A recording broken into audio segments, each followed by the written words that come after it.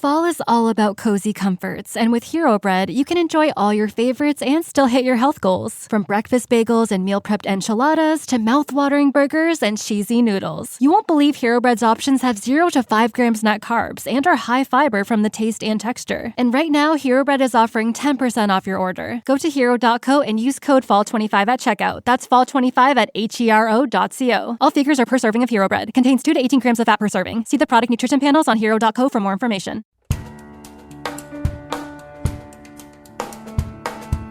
Welcome to Basic Brewing Radio for Thursday, October 16th, 2025. I'm James Spencer. Here at Basic Brewing Radio, we're all about home brewing. This week, homebrewer Scott Housel answers the Mash Your Luck Challenge again, this time with a Graf, a cider beer hybrid inspired by author Stephen King. We also get 2 more very nice bonus beers from Scott before he rolls the virtual dice once again. If you want to support us financially, check out patreon.com/basicbrewing. And many thanks to everybody who's helping out in that way. If you go to patreon.com/basicbrewing, you can see a long list of stuff that you can access if you sign up as a supporter. Financial supporters have already seen the video episode of them that I'm planning to post on Friday. It's one with Steve Wilkes's Canada-inspired lager. Fans of Mel Brooks references will be very pleased, I predict. That was a delicious beer, of course. I'm hoping to bottle the next set of hop samplers today with the help of my wife, Susan. I'm hoping to get those out to the cast of characters that you'll hear on this show today soon, before I start on yet another round. It's time to embrace the darkness this fall. That's according to our friends and sponsors at Imperial Yeast. Whether you're inspired by a brewing dynasty like we've seen on Netflix's House of Guinness, or simply chasing that perfect rich malt flavor for the season, A10 Darkness is the strain that answers the call. Its unique character pairs flawlessly with roasted and caramel malts, while its high alcohol tolerance makes it your absolute go-to for high-gravity recipes and big, bold brews. A big, roasty beer sounds about perfect right about now. As you know, we love Imperial Yeast with 200 billion cells in each easy-to-open package. My stir plate is dusty because I don't use it anymore to make starters for moderate gravity 5-gallon batches. And especially with ales, my airlocks are usually bubbling before bedtime. Get into the darkness this fall. A10 Darkness from Imperial Yeast, that is. Ask your local homebrew store about A10 Darkness and learn about all the dependable deliciousness at imperialyeast.com. That's imperialyeast.com. Okay, let's taste some delicious beers with Scott Housel. Scott Housel, welcome back to Basic Brewing Radio. Thanks for having me back, James. You're the featured performer this week. You have sent us all delicious beers, I hope. Me too. You responded to the Mash Your Luck Challenge, and I look forward to hearing about that. And we've got the band back together again. We've got a whole cast of characters. We got Adam Ross from Twinspan Brewing up in Bettendorf, Iowa. Long time no see, James. We've got Matt Giovanisi in Denver of Brew Cabin and Swim University and such. Hi, nice to be here again. We've got Chris Colby, author and internet personality. Influencer. Yeah. Hey, James. Thanks for having me on the show. And Josh Secor of Gambit Brewing up in St. Paul, Minnesota. Always a pleasure, fellas. All present and accounted for. And so far, knock wood, we haven't had any Zoom snafus like the previous 2 times that we had when we tried to get together. So Scott, should we go ahead and pour while you're talking about your beer? Which one do we pour? Let's do the Dark Flower. That's the Mash Your Luck Challenge. Awesome. All right. It's in the bottle marked the Dark Flower. That is an actual picture of a yellow hibiscus from my yard. And then I played with filters and stuff, and I turned it into the Dark Flower. I was going to say, your white balance is a little off on the... Ooh, it pours beautifully. It's purplish. And I like the color. The head has a pinkish hue.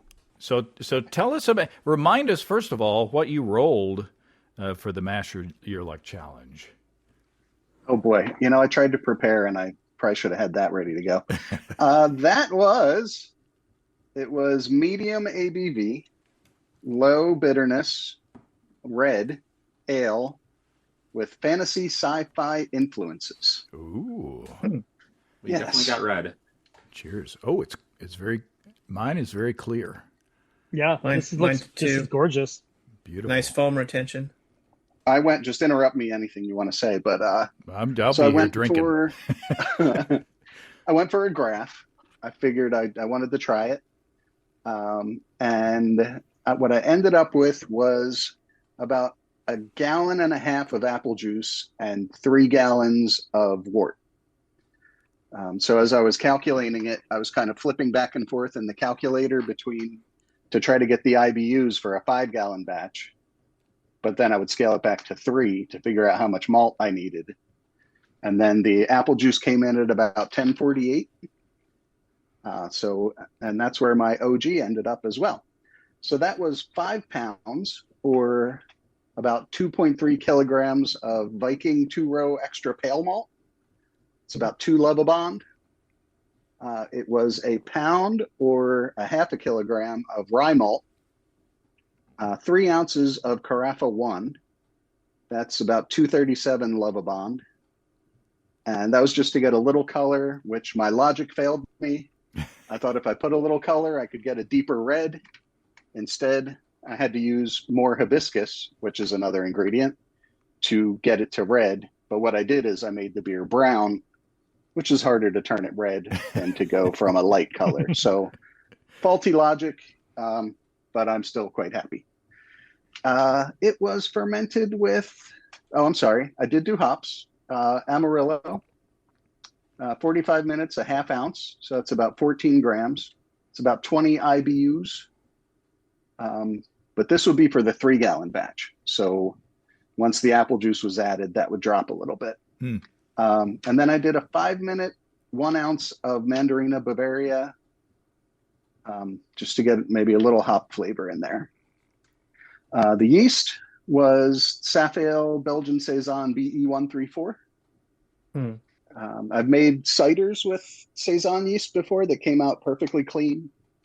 And I just thought if the apple juice doesn't so much pick up the Belgian character, the beer could pick up some, and we'd go from there. And then hibiscus and more hibiscus and tincture of hibiscus and hibiscus extract. And I just kept adding until I finally was happy. So what form was the hibiscus in? I get a big bag of dry leaves, and then I will make a vodka tincture, and I added that. And then sometimes I'll just make a tea out of the hibiscus, and I'll let it brew for a while and cool down, and then I'll add that as well. So it was both of those. And I do that really minding I'm fermenting in a keg. So I got carbonation cap that fits on a bottle. So every time I'll take that, I'll squeeze all the air out, and then I'll pressurize it, and then I'll get it into the fermenter without adding oxygen. Oh, so cool. Every time Smart. I was very careful not to get oxygen. Yeah, we spent a lot of time on the previous show talking about the evils of oxygen. So good job. And remind us what a Graf is. A Graf was invented by Stephen King in the Dark Tower series. Varying reports on, it sounds like they wanted a stronger beer, but homebrewers got a hold of it and have made it all kinds of ways. It sounded like it was more cider heavy from what people picked up. But then again, homebrewers took it, and I wanted to go more beer heavy. So I was 3 gallons to 1.5. So what's that, 2/3 to 1/3? So and then fermented together. So it's the dark flower, hence the play on the title, and then you put a flower in the beer. Correct. Ended up, where was this? Final gravity was 1004. Wow. So that took me to right about 6%. Final pH was 3.48. We're very close. Fermented I started at 81 degrees Fahrenheit. And that is 27 Celsius? About that.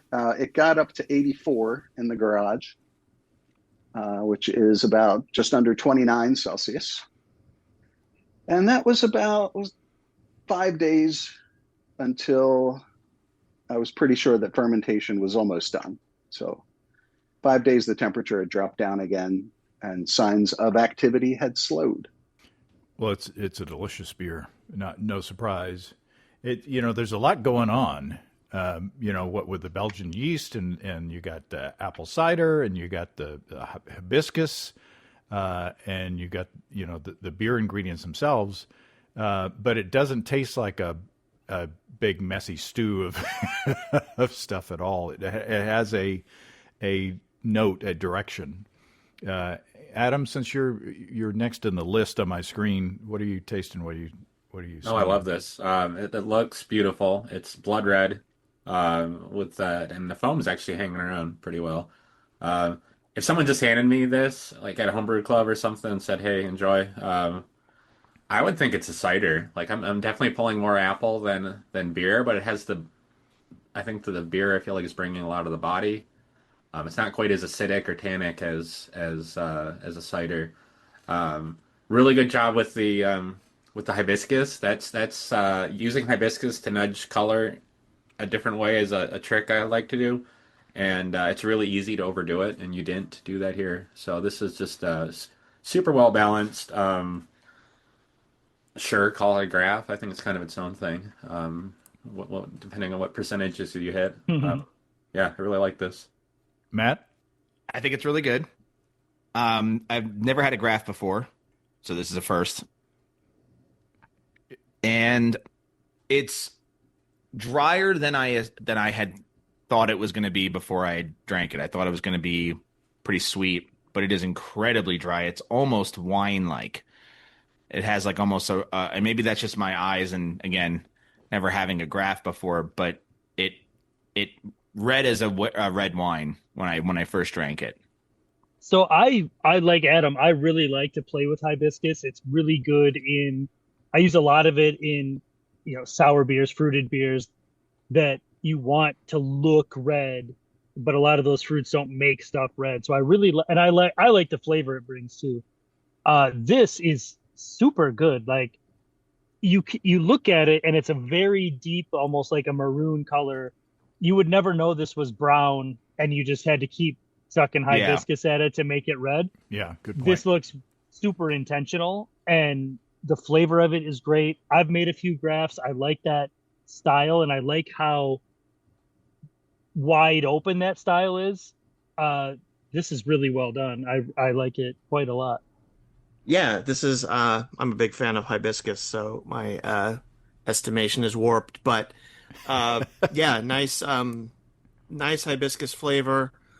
It pours out very clear, very pretty red color, good foam stand, and it's nice. It's dry, but there's enough body to make it not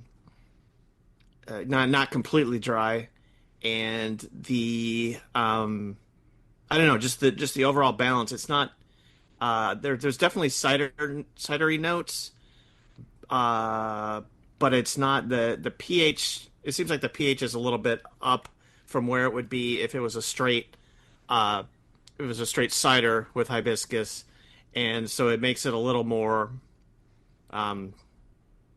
less pH-y.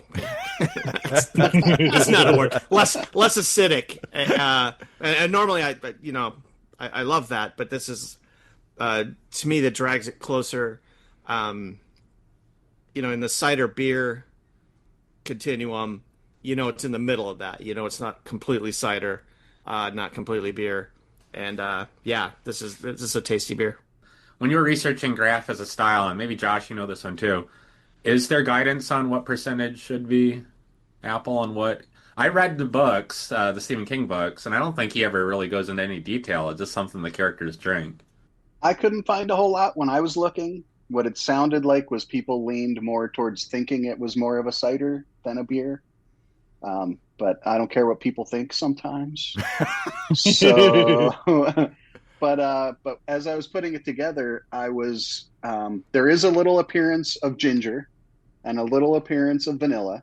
I don't think you're really going to pick it up much. You mean you added those flavors? Yes, I added those. Okay. Yeah, as tinctures. As I was working on it, there was this little aftertaste that I had that I didn't like, and by the time I got I think the vanilla and ginger disappeared by the time I got the hibiscus to where I wanted it. So, and then that little aftertaste was gone. What was that aftertaste? It was like a chalky thing on my tongue. Chalky. Okay. Yeah, that's the closest thing that I could think of. Almost like a bad champagne. Do you know where that might have come from? I don't. I want to blame the apple juice. Yeah, most people do. Yeah, in general. And I like a really dry cider myself. If you give me a sweet cider, I'm gonna drink half of it and say, "Oh, that's tasty." But I've made like 3 ciders, and the driest one was my favorite one. Mm-hmm. And just the addition of vanilla is interesting because vanilla is so good at smoothing stuff out and giving you that perceived sweetness, even if you don't know the vanilla is there. And this, you can't taste the vanilla, but it almost brings, because what is this, 1004 and 3.4 pH? This should be a lot drier and tartar than it is. And I wonder if it's not that little bit of vanilla that just kind of lifts your palate up and doesn't make those 2 numbers as harsh as they should be, which is a really smart addition. I like the pH. To me, it's a teeny bit tart. But I think that goes well in this beer. I'm smelling it, and I'm smelling kind of like fancy pipe tobacco from the '80s. The kind of apple. People used to put like fruit in their pipe tobacco, and so there's that. There's the fruity, appley kind of thing. Smells like Swisher Sweets, Scott. So I was thinking more Black and Milds. Black and Mild, sure, yeah. It's not quite Matt's grandma's menthol ashtray, but no, it's not that at all. But I'm not getting it on the flavor. But there's kind of that kind of. There's a dark, I don't know if it's some of the malt that's coming through. And maybe it's a little bit of the vanilla coming through on the aroma, along with the fruitiness of the apple juice. But it's very subtle. But sometimes it's those subtle nuances that makes it a beer fun. Anybody else getting tobacco, or was that just a joke, Adam? No, I could get that. I could see that, and of course now power of suggestion. I don't think I would have guessed vanilla before, but now I'm like, oh yeah, there's definitely vanilla. But just for me, when I get a big bag of dried hibiscus, just opening that alone, I'll get a little hint of, I don't know about tobacco, but yeah, I think like flavored tobacco. Earthiness. Like infused tobacco it can lean that way. So should we? I mean, we got two more beers to sample. So I don't want to hurry through this. So if anybody else has any, finds any tasting notes along the way, it's delicious. Of course, the color is just gorgeous. I'm with Josh. It's hard to believe that it was a brown beer. Yeah. I don't believe it. You, sir, are a liar. It was, lighter than brown, but it was well beyond gold. Okay. But yeah, 2 things. I was thinking, do I add smoked malt? And then I thought, how many things am I going to juggle in this thing, as I don't know what's going on? At this point, I could almost taste like I wouldn't mind some smoke in there. I could deal with that. That would be tobacco right there. It would be super interesting to see how you balanced it. If you could balance the smoked malt just right, it would be amazing. As soon as it tipped over the edge, it would be gross. But I would like to you try it, figure it out, and then send us another bottle, and I will totally drink it. Yes. Cool. Perfect. And the one thing I forgot, and I'm so upset, is the food grade glitter. Oh, Still had some left. I was gonna put it in there, and I'm glad I forgot it. That's yeah, I'm not upset. that's just to mess with you guys. If I were to, I don't know if I would change much in this. If I were to try it again, though, I think it'd be fun to add a little bit of like strawberry, Oh, a little fruitiness. I would be so scared to add smoked malt to this because I heard James mentioned 80s pipe tobacco. That's all I can think about, and I feel like that would just do that in spades. But Chris Colby is saying yes, bring on the smoke. I'm sure. Yeah, I was gonna say I would add smoke until it just barreled you over, but that's just my personal preference. Get one of those like cocktail smoking guns and try it that way first. You know. Oh, that's a When I purge the bottles, I'll put a little smoke There in you there. go. And then cap them, And then cap it. Yeah, push the beer in. That's I don't think that you might have just invented that. I don't think anyone's ever done that. Could you do that? Could you push smoke with CO2 right when you? Yeah, why couldn't you do that? yeah, why not? And they'll do it with the glass at the bar. Just cold wet glass, and then. Do you think it would absorb, or do you think when you opened it, there'd be smoke? It would have to absorb, wouldn't it? If you I would think so. I think it would. Yeah, if you've got headspace in a bottle conditioned beer, I mean, I think the CO2 is supposed to equal out. So yeah, I mean the Salem smoke just absorbed in my grandmother's couches and stuff. So. Which then transferred to the hops. Yeah. Scott, you got work to do. You need like 3 more batches of this, different levels of smoke. James, you got 3 more shows easy out of this. He's just gonna smoke a cigar while bottling and then puff into the bottle every once in a while. Yeah, what I want to I'd still see drink it, Scott. I'd still drink it if I knew you did that. What I want to see is someone pulling the tap handle and beer and smoke coming out at the same time. Yes. Halloween's coming up. Yeah. Oh, wow. Just get a little dry ice in there, a little Halloween trick. Yeah, exactly. Yeah. So do we get judgy? Do we get judgy? Do we have the energy to be judgy? On a scale from what to what? Well, what are we judging? Let's go through. We usually go through our little judging thing. Does it meet the criteria? First of all, medium ABV. I would say. What 6%? Yeah. Yep. In this economy, bitterness low. I would say. Yeah. I would say color red definitely. Ale, fantasy / sci-fi. 100%. I think we got that. Sure. Yeah. And then there was the other one, the theme, and I think you nailed that as well. Theme / originality. I think. Oh well, that's a whole nother thing. It's been so long since we've done this. So theme / originality is 1 to 5. I'd give it a 5. It's a 5. It's a 5. Yeah, I mean, for sure. I don't think you can get. Wait, that's like the sci-fi one, right? Yeah. Yeah, you literally pick the only beer that's invented by a sci-fi author. Yeah. It's like appearance 1 to 3. 3, I'd say. 3. Wait, why is it different? Sorry, why is the numbers different? Because Adam came up with it. I think to answer your question, when it all adds up, it gets to a nice OCD number. 37. Like, it doesn't end at like 18 or 37 or anything like that. 25 is a perfect score. And part of it's stealing off the BJCP sheet. So appearance is 3 on there, and then we just went off in our own direction.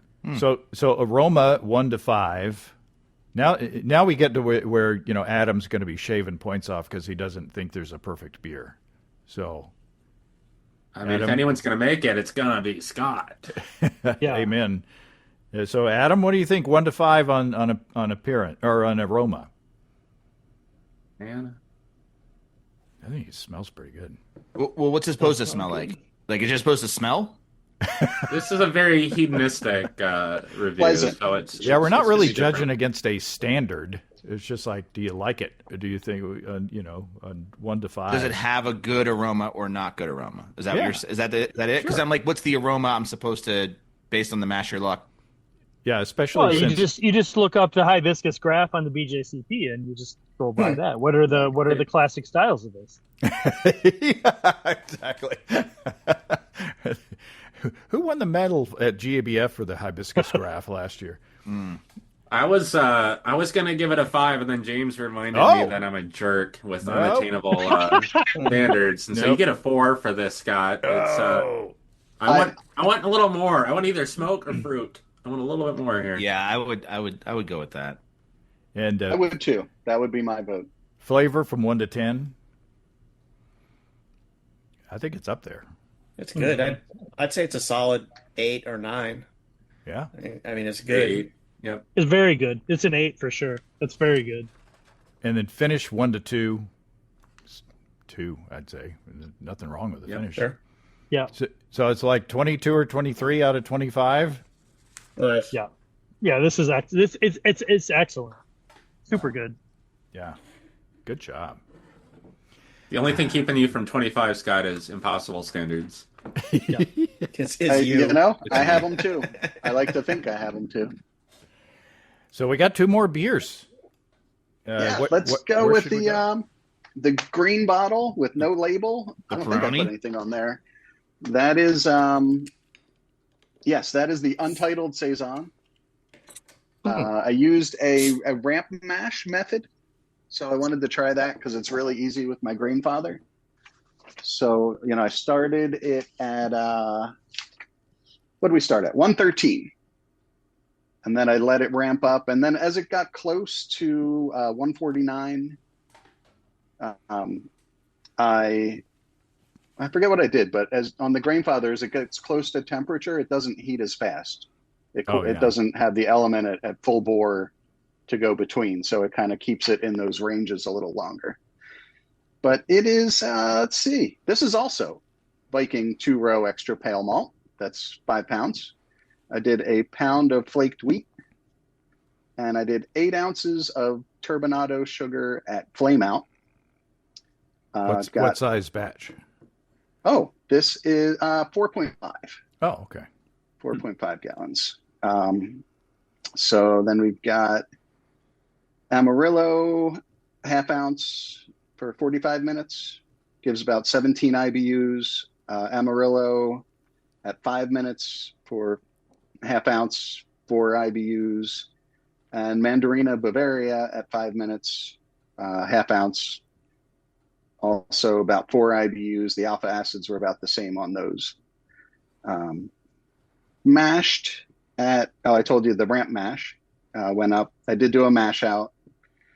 And then I did the dry hops right at the beginning of fermentation. I threw in 1.5 ounces of Mandarina Bavaria and 1 ounce of Amarillo. So pre-fermentation, but right into the fermenter. And did you say the yeast? This is also Safale BE 134. I only used 3/4 of the package. I wanted to underpitch by a little bit in a very scientific method. Not really, joking. And then it was in my garage, and it started at 85 degrees. Ooh. The next day, it was really happy, and it was at 93 degrees. Whoa. It held 93 degrees, let's see, till the next day, dropped to about 90. And then later that day it was at 88. And then, what was that? 5 days later, it was down to 86. So welcome and that to was Florida. about when it was finishing up. Yeah. Original Gravity 1041. I've been into making lighter beers lately. And my light turned off. I was going to say, yeah. Lighter beers, but darker rooms. Lighter beers, darker room. Yeah, so now I can read again. Gotta find out where I am. Where was I? Oh, Gravities. Yeah, 1041 original, and 1004 was also the final Gravity. So the hot garage was really drying things out for me nicely. Mm-hmm. pH of right about 4. Hmm. And why did you choose to package in a green bottle? Because I had a bunch of green bottles. It was like sometimes I'll see Stella or Peroni for BOGO at the grocery store, and then I buy them. And I thought they've done saisons in green bottles, Mm-hmm. and So it never sees the light of day anyway. These bottles, Well, they go in so my fridge. I was tasting it and I was sniffing it and I thought, this son of a gun, he added terpenes because it's a little skunky. It's got a little, it's Ooh, a dank. little light struck. And then I looked at right in front of my glass and I was like, oh, it's a green bottle. Yeah, you can absolutely get light struck in a green bottle, even if you think you're keeping it in the dark. It's just. That's what you get for storing your bottle outside, Adam. You're in the sun. At 95 degrees, like the fermentation temperature. I like a little skunk in some beers. That's all right. I'm glad you said that. I totally agree because when I smelled it, I got the same thing, that green bottle funk. But in this beer, it totally works. Like it, and maybe it's not. Maybe it's just fermentation. But at least on the nose, to me, you get that funk and you get a bunch of saison, like that funky character that I really like. It almost reminds me of a DuPont a little bit. Yeah, But I do. doesn't- Yeah. Sorry, I was just gonna say I am getting also in the nose. It is super phenolic. I think Mhm. I think you got a little too hot here, Scott. But if that dialed down a little bit and the skunky dank remained, yeah, that would be pretty great. I kind of disagree. I really like saisons that run super hot, and maybe that's just the phenolics that I like out of them. But I like it when it gets almost like overripe fruit funky and like that kind of skunky. It's weird to me that the aroma doesn't quite follow through with the flavor. The flavor is not nearly as saison-y as the aroma is in this beer. We have to say that it's a like a pale straw color. Mine's absolutely clear. Yeah, brilliantly yeah. clear. Yeah. Yep. Yeah, Read through this. it's a gorgeous beer. I don't know what's wrong with my palate this afternoon. Maybe it was the pot roast I ate before I came on the show, but I was going to say that I wasn't getting as much, funky phenolic Belgian-y character as I was expecting. But you guys, you guys are making me think. I agree. No, I agree with you, James. I do too. It smells it, but it doesn't taste it, which is weird. I have found in judging and pairing up with other people, I'm super sensitive to phenolics. I'm diacetyl blind, so I mean it balances out in terms of things. But I wouldn't say it's flawed. It's just it got to that level of fermentation where the phenols really went nuts. Like I'm not getting Band-Aid, but I'm getting teetering on the edge where you get to like smoky phenolic. Yeah, I like that in a lambic. I don't. Yeah, I am having a hard time getting saison, like classic saison. And maybe it's because it's a little bit more bitter than I'm used to for a saison too, because it's a little. But I don't get the Belgian-y like hit. It is quite bitter. Well, what'd you say the IBUs were, Scott? Calculated 24. Oh, now I'm getting it. Yeah, I get Pilsner Urquell. To me, it's like old days, not old Pilsner, but the old days of green bottle Pilsner Urquell. To me, it's more kind of a sharp, crisp, clean, not clean, but a Pilsner that's I'm crushing this thing. It's delicious with maybe just a teeny bit of skunkiness, but just enough to kind of like be okay. I'm not even getting the skunkiness. You live in Colorado, though, man. Oh, that's true. He's used to smell. I am in a room. I'm in a room of hops right now, so there could be. Well, skunks don't live in the mountains anyway. That's true. They really don't. Chris, you haven't said anything yet, I don't think, on this beer. Yeah, no, I like this. As other people have noted, it poured super clear, nice foam retention. I like the aroma. I get plenty of phenolics out of it, and I like saison, so that's welcome to me. And then in the flavor, it starts out maybe not as flavorful as I thought it would be given the aroma, but then right in the middle of the palate, there's a nice rush of phenolics, and like Adam said, it's not the Band-Aid-y type, but just sort of, to me, I just think of it as a sort of Belgian yeast, which I mean, I know there's a lot of different Belgian yeast and a lot of different characters, but it fits in that bucket with a lot of them. And I like the finish on it too. It seems reasonably dry, which is something I like, and it finishes with a little bit of, I don't know, that phenolic-y stuff on your palate at the end, and yeah, I like it. I would drink as many of these green bottles as I possibly could. It's not phenolic-y to the point where, like, 15 years ago, you're in a homebrew competition and you get to the Belgian category assigned to you, and you're like, oh no, it is a within the boundaries of the Belgian family of beers. Yeah, I'd say well within those boundaries. Yeah. Yep. And it just amazes me that it was fermented this hot, and still came out this good. Well, I'm sure there are lots of home brewers who have discovered the same thing. That there's some boundaries that you can surpass on some yeast strains, and it's fine. I live in Florida. Mm-hmm. Get over it. James, if I were to ferment this hot, I would be tempted to ferment it under pressure. Up. There you go. Yeah, I don't think 5 psi counts as under pressure. I had it. Yeah, I had this.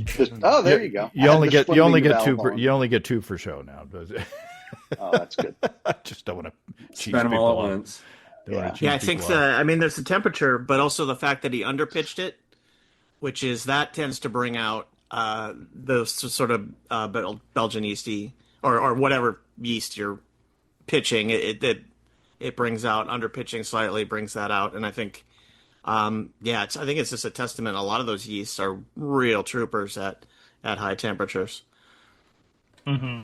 Oh, they were super happy. Yeah, it was purging. I don't know how many kegs of sanitizer I purged. That just kept going.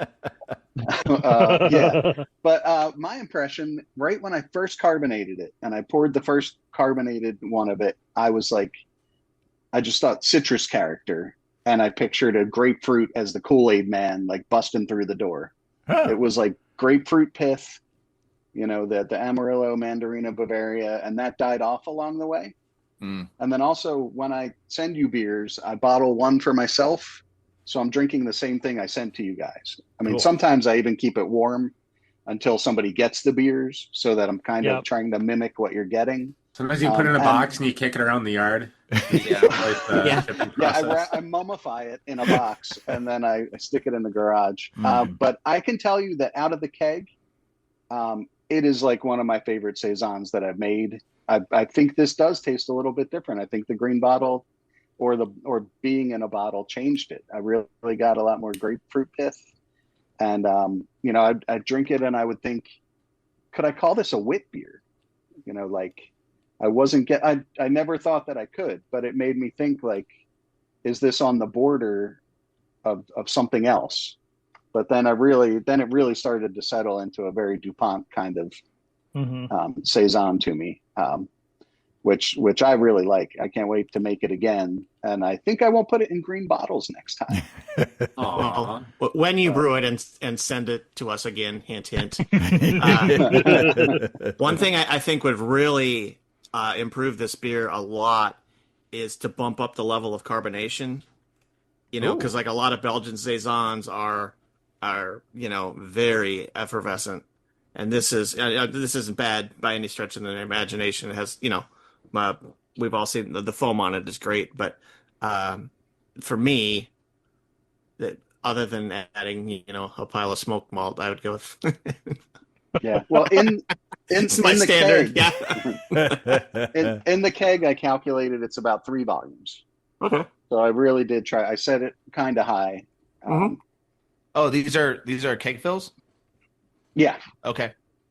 Yeah, mine was very spritzy when. Yeah, when mine I was opened spritzy too.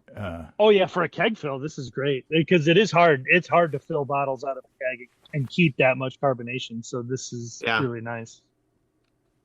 Should we? This is delicious. Matt has a hard out. So should we open the third beer before?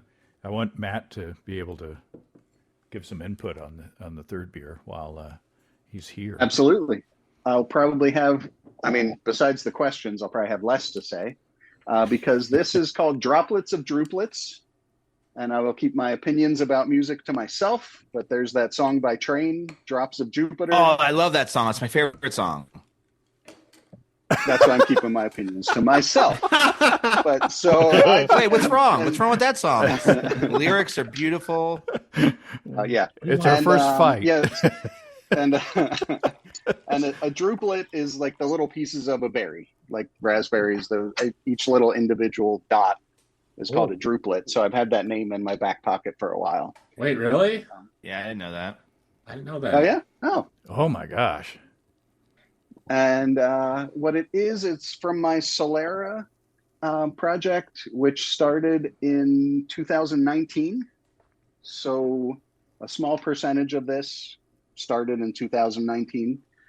And then I mixed, it was half of the Solera, and it was half of 1-year-old Flambic that I made. So it's a young Lambic style mixed with the Solera.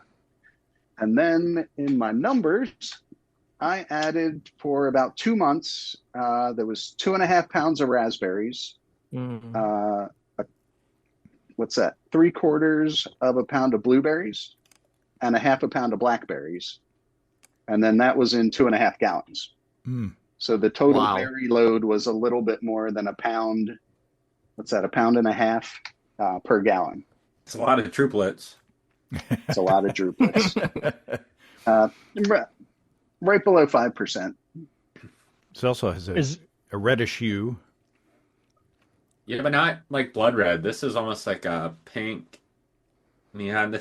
So what this looked like when I poured it out, it reminded me of, and maybe it was because you put the Train song in my head, but it took me back to thinking about college parties and drinking weird alcohol pops, weird, not quite wine, not quite beer, fermented things. Because it's an unnatural color, but then the smell is amazing. The taste is amazing. Yeah. Were you guys like big Train heads in college? Oh, it was playing all the time. Yeah, we called the fan base is called conductors. That's not true. That is not true. I know one song from them, so I'm not a conductor, I guess. Yeah, the aroma just jumps out. It's like hey Kool-Aid, and it's running right into the room. What's your Solera? Like, what's the vessel that you use? Oh man, it lived in a 5-gallon corny keg for a little bit, but mostly it's in a 6.5-gallon glass carboy. Okay. That I have in a broken wine fridge, so that it just keeps it about the same temperature at about room temperature, but it keeps from fluctuating too much. And then I try not to look at it as much as possible. Wow. Yeah, I've had some beers of yours from this same Solera, right? You've sent, I think, a couple of them. Yeah. So that's fun. See how it changes. Yeah, I've measured it at 3.1 pH after the berries. Yeah, it's tart, Really? but it's not like, as stringently tart, and the fruit character just is, I might have to squeegee my keyboard off after this, because I was just salivating and gleeking from the tartness and then the fruit flavor, Man, it's really good. You know it's real fruit because you get that salivatory response that you don't get that off extract. So a new fact. I've learned a new fact. I don't quote me on that. That's just my empirical evidence. Pavlov over here. We have you just got quoted. You're too late for that. It's out there. Yep. Wow, that's delicious. Yeah. And it's in the Solera. It just keeps giving. Has it evolved over time, or as far as the flavor of the what do you call it, the mother, or is it kind of a constant by this time? It's very slow to change, if at all. You can tell. I'll usually, if I bottle some of it straight, I'll usually add some of the new that I'm going to put in. So once a year, I'll take some out and I'll do something with it. Sometimes I do straight with a blend of the 1 year and the Solera. A lot of times I add fruit. You've had when I put Nelson Sauvin in and I dry hopped it. James and Adam have both had that one. James has had a hibiscus version I did. Mm-hmm. I soaked Sauvignon Blanc, or I soaked some oak sticks in Sauvignon Blanc. I used some of that. I think I actually used the liquid and mixed and blended in some of that to taste. And then any oak sticks that I end up with for anything else, they all get thrown into the Solera. So maybe I can grow something in there. Oh. So it's like second or third use oak spirals and sticks, and they're all just down in the bottom, hopefully growing something. Does it have a pellicle? What's it look like? Right now it does have a pellicle. When I transferred it last, I probably got a little bit of oxygen in there. Yeah. So it's got a pellicle going right now. Why'd you transfer to get it off the stuff at the bottom, or the lees? Yeah. Eventually, I like to do it at least probably every 2 years. But I usually brew a new batch and I add it to the old. So I haven't ever put a brand new unfermented wort into the Solera. So you're always putting fermented beer back into the Solera. You're not fermenting straight from in the Solera. Okay. Yeah. There's been times it's only been 6 months old of the new wort that's gone in, but usually it's about a year. Well, you ferment any? Is there a certain style of beer that you will always make for the Solera, or do you just completely switch it up? Oh no, it's always pretty much like a lambic kind of recipe. It's got wheat, right? You know, up to 50% for some of them. There's one of them that was made with dry malt extract. And you ferment those clean? With Y Yeast 3278, which is the lambic blend. Right. Oh, so you do is the main pitch that I'll do, but I did dregs in the first one, and if I'll try to get some different bottles when I'm brewing a new one, and I'll try to put some of the dregs in there too. So you'll brew a sour and then put it in the Solera. Exactly. Yeah, it's brewed in the same style with the same base microbes and and yeast and everything, but always trying to get some dregs in there and different ones. Michael Tonsmeyer's got a great thing on the Mad Fermentationist of what bottles you can use. Who doesn't use champagne yeast? They actually you'll get more of the bacterias out. Try this. Take if you've got any left, make a 60-40 blend of dark flour to the droplets of drupular. And just tell me I'm not. Which one's 60? Which one's 40? Yeah. The wildflower is a little bit more. A little bit more. Okay. I was doing that too. I actually blended it with the Saison at one point. Mm-hmm. And I think it was when I had less of the berry in there that it tasted really good. And then as I got to more of the berry with the Saison, for some reason, it just didn't work as well. That's so good. I like that blend. That's really good. Oh, so Chris made the best beer today. Chris is the blender that put them together, and he wins. I'm long out of the dark of the Graf, but a 60-40 with the Saison with like 40% of the flambic.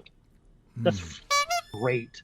Sorry, James, I said the F word on your podcast, but it is great. I'll try that one next. Yeah, you made a bicycle horn sound. I did. Yeah. Sorry. This blend with dark flower Really good. and the flambic though is that rivals some of the best Belgian sours, fruited creeks, whatever I've had. So yeah, I think good even job, Chris. just this is excellent. Like this berry flambic is. I don't drink a lot of old school like the lambic sours anymore because not a lot of people are making them anymore. What? This is really, really good. Oh, I Sounds like you need to make a road trip, Josh. yeah. Yeah, I tried Josh's blend, and that's pretty I good got a too. fridge full of this. There's another bicycle horn. Bicycle horns everywhere. I mean, I have a bunch of these. You know, I have a bunch of 750s in the basement fridge that I'm not going to open these on a Tuesday night by myself. Yeah, that's the deal. Matt, do you got to go? I do have to go. Yes. Now But that you're having fun. this is great. This is my favorite. I'm a huge lambic head. Scott, can we talk you into doing another Mash Your Luck? Do you want to do that? Yeah, sure. Yeah, and spin for lambic. Is that a style that's on there? Well, it's Belgian. Sour's on there, and Belgian Hours is on there. there. Okay, yeah, there you go. So, and I but already you, have the base beer, so Right. it wouldn't have to take as long. we'll be getting our beers next week. Well, Matt, we won't make you hang around for the spinning. Go. but- Yeah, spin the wheel and let me know how you make out. I thought you were about to say we won't miss you. What? Matt, we won't miss you when you Matt, we won't. We're fine without you. No, we'll talk about him when he's gone. And then Yeah. Please do. No, it's it's all- recorded, and I will listen to your show. So, oh yeah. that's right. That's how it works. No, it's always good to see you and always good to talk to you, Matt. Yes. Thank you for having me once again, Scott. Thank you for sending the beers. Appreciate it. Yes, thank you, Scott. Time. So the first category is ABV. For those not familiar with the process, this is the Mash Your Luck Challenge, where we roll a random number generator for ABV, bitterness, color, type, and origin. And for the first category, ABV, we have very low, low, medium, high, and very high. So what are you rooting for, Scott? Medium or a little bit lower. I'm really into the lower alcohol lately. Okay. I used to think 6 to 7 was where I wanted to be, and now I want to be around 5. Oh, well, here we go.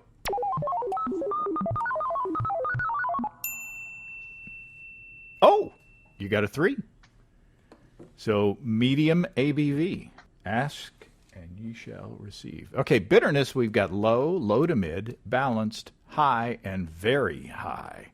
So I'm assuming, medium bitterness would pair well. But let's see what happens.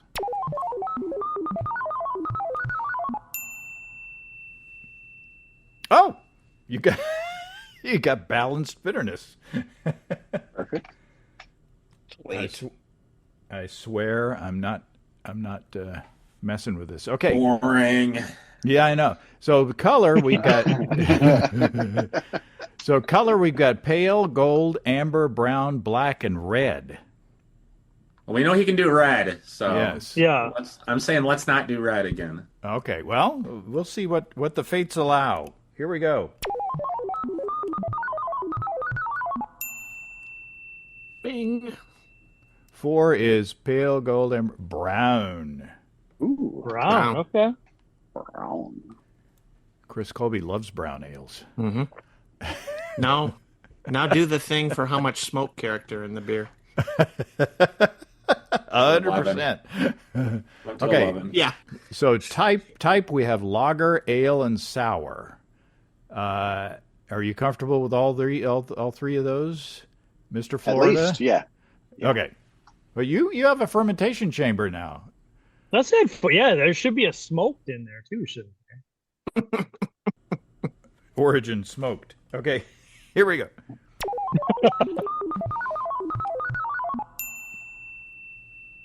Lager, All right. Of course, you can add smoke if you want to. Like you can add fruit if you want to. You really, really can. Okay, so for origin, we've got U.S., Germany, U.K., Belgium, Australasia, Scandinavia. Oh no! Instead of the U.K., we have the British Isles, so that we can get Ireland in there too. So we have U.S., Germany, the British Isles, Belgium, Australasia, Scandinavia, world, and fantasy sci-fi. So here we go. What do we got? UK, or I'm sorry, British Isles. So right now we have medium ABV, balanced bitterness, brown lager from the British Isles. Almost an English brown. Yeah. So is there anything you want to roll for the wild card, Scott? Oh, man. The only thing that sticks out is the lager. That's the thing. One of those things is not like the other kind of a thing. Yeah, well, there were historic brown lagers in the British Isles. There aren't any really today, but of course you can make it whatever you want. So yeah, Could be like a smoked Marzen that's brown. in English. In English, an English smoked Marzen. Let's take out the British Isles. Oh, okay. We're re-rolling British Isles. So it's no longer British. So I'm going to roll 7 instead this time. And here we go. No offense to Spinal Tap. 5. So that would be 1, 2, 3, 4. Scandinavia. Oh, There you go. Scandinavian lager. well, that's interesting. Oh, yeah, Scandinavian lager. Okay. Medium That makes ABV. it interesting. Medium There's ABV. Balanced bitterness. Brown lager from Scandinavia. Oh. There's Could a that brewery called Nunye, which is Naked Island. Yeah. Man, they brew some good stuff. Yep. And, That porter, their porter is great. yeah, outstanding. Yep. Have